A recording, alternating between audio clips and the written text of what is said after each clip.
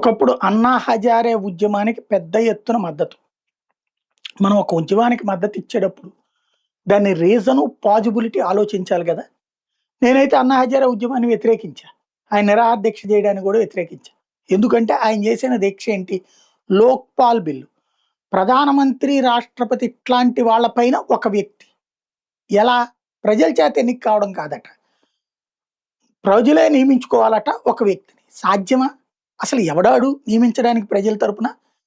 అంటే ప్రజల చేత ఎన్నికైన ప్రధానమంత్రిని, మంత్రుల్ని, ముఖ్యమంత్రుల్ని తీసేయడానికి ఇంకొక పర్సనా? ఇప్పటికే రాజ్యాంగానికి విరుద్ధంగా కొలీజియం వ్యవస్థ నడుస్తోంది. సరే వాళ్ళు జడ్జిలుగా పనిచేశారు కాబట్టి నీతి, న్యాయం వాళ్ళ దగ్గర ఉంటదిలే అని ప్రజలు హర్షిస్తున్నారు. ఇలా కాకుండా లోక్‌పాల్ అని ఒకడొచ్చేసేసాడు రేపు పొద్దున ప్రధానమంత్రి నువ్వు నీ మీద నేను విచారణ చేస్తా, నీ మీద నేను విచారణ చేస్తా, నువ్వు మూసి కూర్చో అంటే ఎట్లాగా? అదేం ప్రజాస్వామ్యం? ఇలాంటి దిక్కుమాలినటువంటి దాన్ని నేనైతే సమర్థించలేదు. సమర్థించినోళ్ళు సమర్థించుకోవచ్చు. అన్నా హజారే ఉద్యమం తర్వాతన అందులోంచి పుట్టుకొచ్చిన కేజ్రీవాల్ పెట్టిందే ఆమ్ ఆద్మీ పార్టీ. అదే కేజ్రీవాల్ పరిపాలనలో ఏమన్నా అద్భుతం చేశాడా? పరిపాలన నాశనం చేశాడు. ఫలితం ప్రజలు చేత్కరించారు. దేశమంతా విస్తరించాలనుకున్నోడు ఇప్పుడు తనకి తాను ఓడిపోయినటువంటి పరిస్థితి.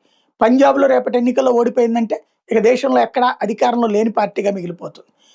అది అక్కడ జరుగుతున్నటువంటిది. ఇదెందుకు చెప్పాల్సిందంటే ఇప్పుడు అన్నా హజారే యాజిటేషన్ బిగిన్ కాబోతోందని మొన్న ఒక ప్రచారం జరిగింది.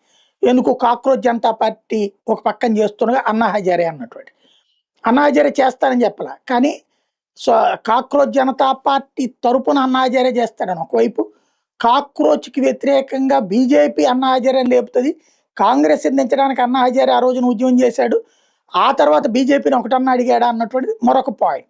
వాస్తవంగా లోక్‌పాల్ బిల్లుని బీజేపీ వ్యతిరేకింది. ఇది గుర్తుపెట్టుకోవాలి.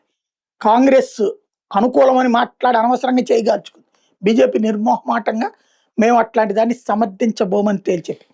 ఇప్పుడు కాక్రోచ్ జనతా పార్టీ అభిజిత్ దుప్కే ఏమంటాడంటే అన్నా హజారేకి 62 ఏళ్ళు, ఆయన ఈ వయసులో మేమెందుకు ఇబ్బంది పెట్టడం అంటాడు.